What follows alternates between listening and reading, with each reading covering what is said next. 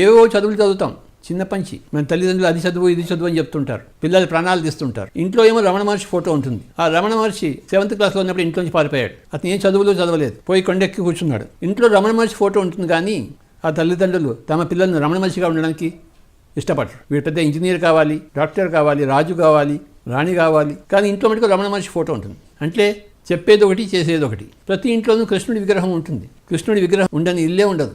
ఆ కృష్ణుడు 4 ఏళ్ల వయసులో తన గురువుగారి దగ్గరికి వెళ్ళి ధ్యానం నేర్చుకున్నాడు. మన పిల్లల మటుకు మనం పంపించాం, ఏ గురువుగారి దగ్గరికి పంపించాం. మనకి ఇంజనీరింగ్ కావాలి, మనకి ప్రాపంచిక విద్యలు కావాలి, ఆధ్యాత్మిక విద్య వద్దే వద్దు. ఇలా ఎన్నో చదువులు చదివి చదివి చదివి ఆ జీవితాల్లో విసుగుబట్టి ఎంతోమంది సన్యాసం తీసుకుని ఉన్నవాళ్ళు.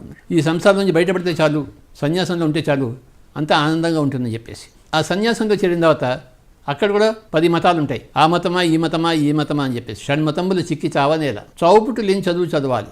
దాని పేరే ధ్యాన విద్య. చావుపుట్టు లేని విద్య.